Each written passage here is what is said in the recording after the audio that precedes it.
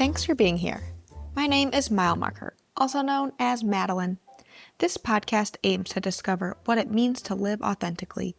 I work to uncover tools to help me be most present in my life. Each episode, we will discuss themes like how to listen to your body, understanding ways to be true to yourself, and learning what deep fulfillment looks like. The episodes will also relate to ideas inspired by my 2024 hike across the state of Arizona. Let's do this. Welcome to episode 18 of Musings with Mile Marker. On the 18th day of my hike across the state of Arizona, I was leaving Kearny, Arizona and heading into the Gila River Canyon of the Arizona Trail. Let's take a listen to the audio that I recorded during my day hiking. Hello. Today is day 18, we believe. Wednesday, the 27th. So we woke up around 6. I packed my bag pretty well. Made sure I had everything from the laundry room. This morning, Nick made pancakes. I made some black tea. I realized Q could use some more mugs, so we're going to try to remember to send Q some mugs from us. That would be nice for her to have.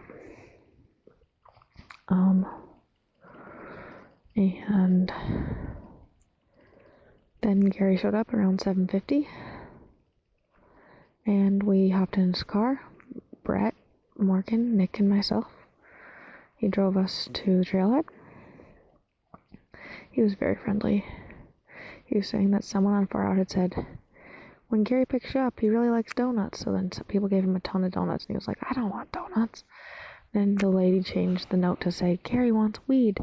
He was like, no, I don't actually want weed. Why does it say that? And so now it finally says, get picked up by Gary. He wants hugs, so I made sure to give him a hug. He was chuckling about that. Brett kind of took off right away, which we expected. We ran into a woman, a man, and their adult-ish son. They may have come in from a private airplane from Chicago, but I did not verify if that was true or not. The train was pretty up and down most of the morning. Then Nick and I took a mini bath. I had a really intense stomach ache, like really intense. Sometimes I have gas pains, but they usually pass. But this time it was like, wow, this really hurts. And then I was like, I think it's time for me to poop. So Nick dug me a cat hole, and then I pooped, and then I finally felt a little better. So that was good. We went to the water. Nick swam. I swam. I did take my clothes off. I got mostly in. It was a little cold, and the river was flowing pretty fast. The Gila River is pretty intense. I had my umbrella on for sun almost the whole day. It was like maybe upper 70s, low 80s. So sun was pretty intense. Much better than, good contrast from the cold that we'd had from the rain. Definitely one of the warmest days we've had. So getting down to the water was nice. Heard a distressed cow. Morgan went to a different wash. She said that there were some cows that were kind of getting crazy and not attacking her, but aggressive bulls coming near her. So she didn't mess with them. We saw a rattlesnake. Morgan heard it first, and then I saw it. Nick took a picture, I think. The rattle was very aggressive, and the thing was thick. It was at least an inch around, maybe an inch and a half around, and pretty long. So wow, it was definitely a real rattlesnake sighting. And then while we were also hanging out by Nick and I's first water stop, there was a little gopher popping his little head out of the hole in the ground and eating on some grass. It was really cute. Nick was having a nice time with it. He also gave me a little bite of the dandelion, the mustard greens, and this one was the most pungent one I'd ever had. It tasted almost like wasabi or horseradish. It was really a kick in the mouth.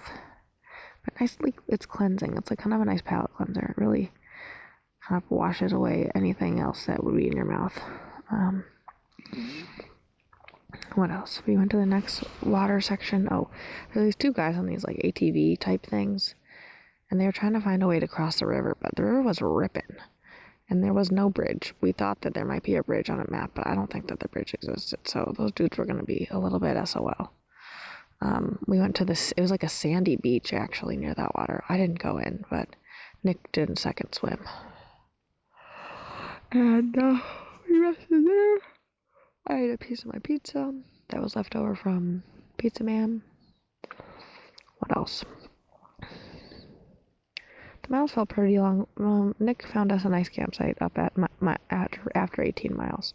We only started at like 8:30, so it was nice to finish. And this campsite's gorgeous.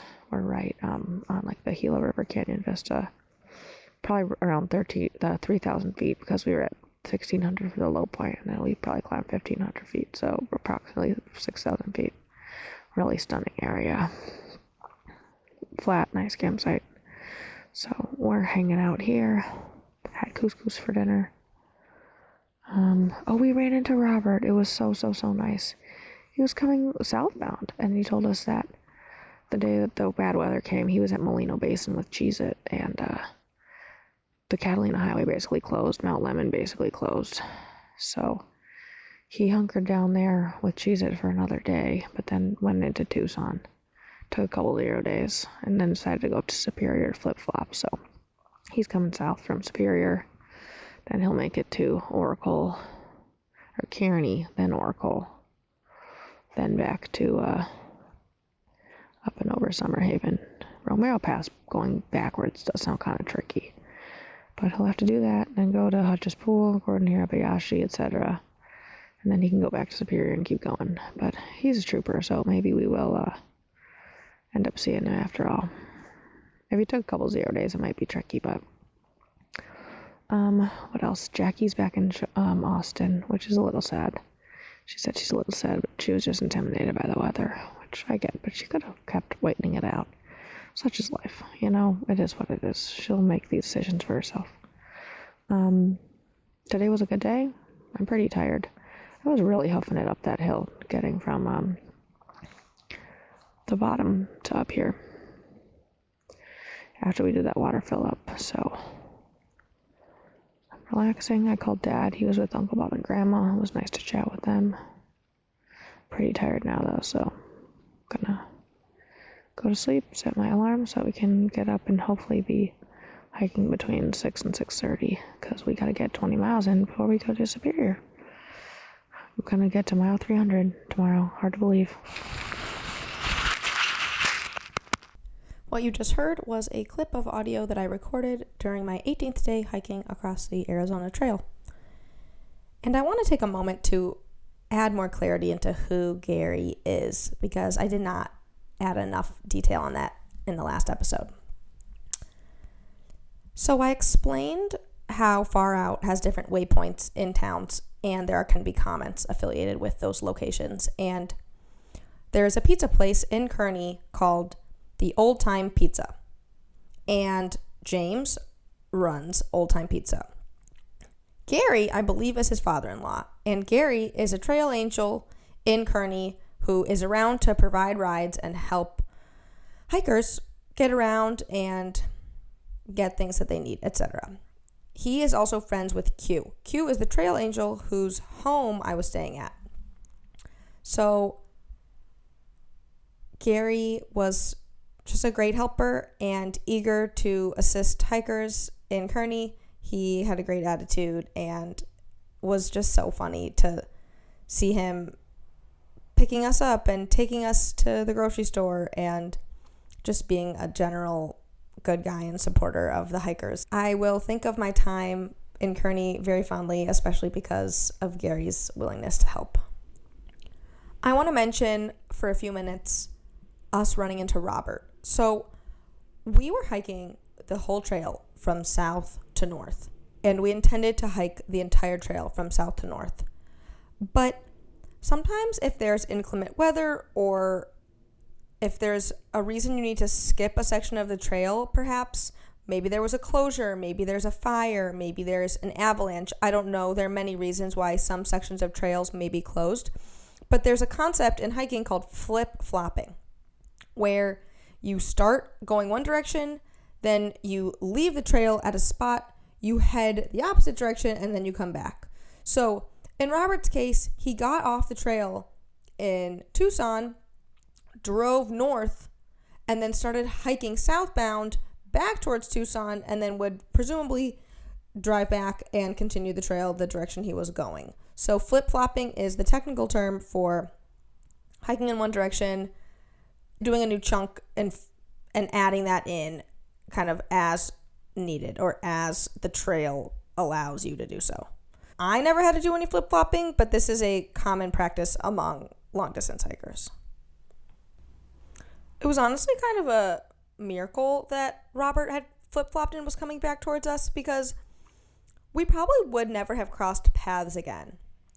If you're going in the same direction as other hikers and for some reason your mileage gets slightly off or askew from their pace, then you may just never sync up again. But because he was coming towards us, we were able to meet.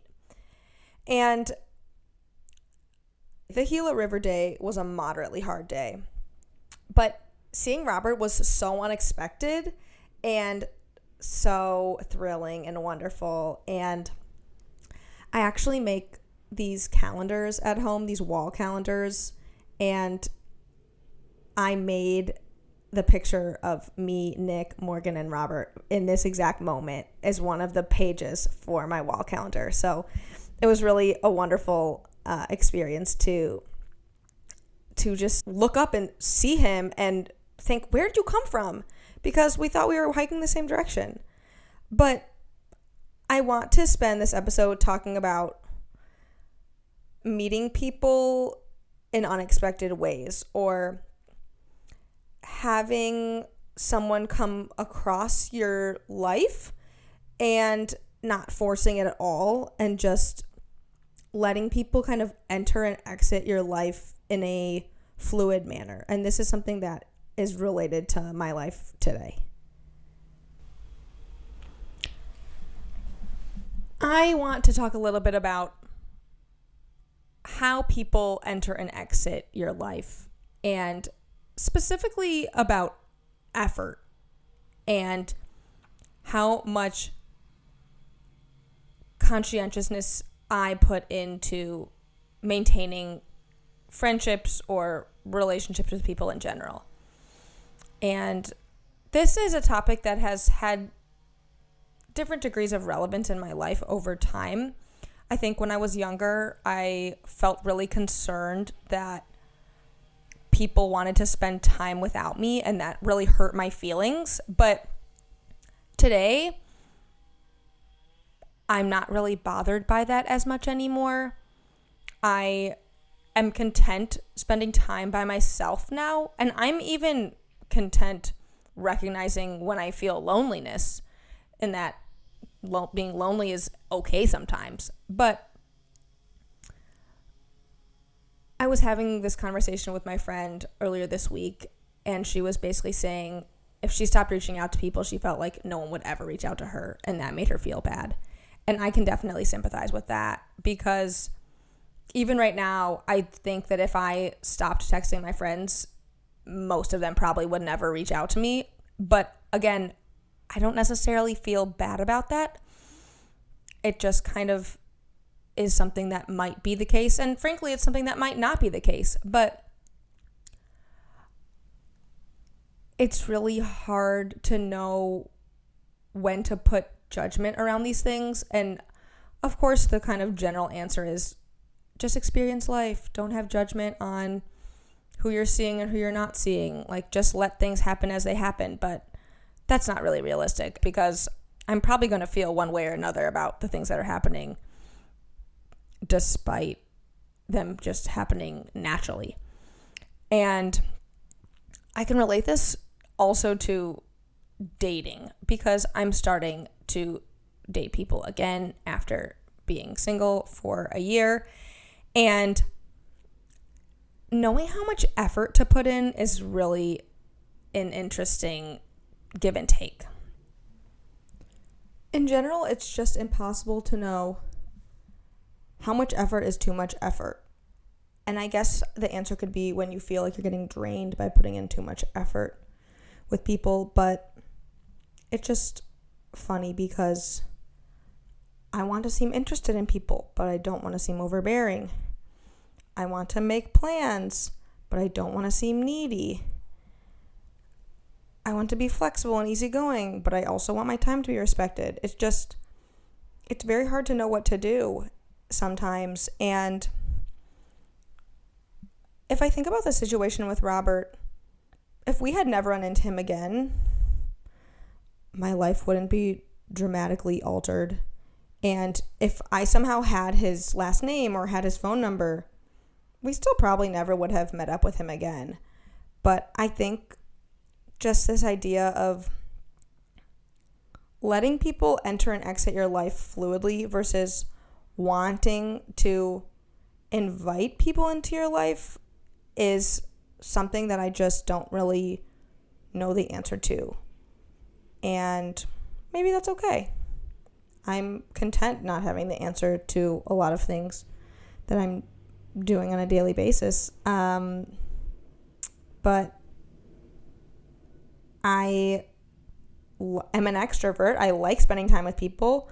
So I don't have a problem reaching out if that's what I need to do in order to have people in my life. But it is interesting to think that what would my life look like if I just truly never reached out. I think the other thing that's kind of ironic is that I could be surrounded by so many people that feel the exact same way as me, but everyone's just paralyzed or nervous to be the one to reach out. And I think probably the resolution to all of this is just to check my ego and to think none of this is personal. People are just going through life at their own pace, and I'm just going through life at my own pace. And if we cross paths, that's beautiful. And if we don't cross paths, that's beautiful too. And not to just stress over any of this. And I think that that's possible. My only goal with spending time with people lately is to have fun and feel like I can be my true self. And those are easy things to measure. And those are easy things to feel. So I'm going to do my best to focus on that and not be stressed about needing to put in effort. If it feels like the right amount of effort, great. If it feels like I'm pushing too hard, let it go. And hopefully the people that I'm meant to interact with are the ones that show up.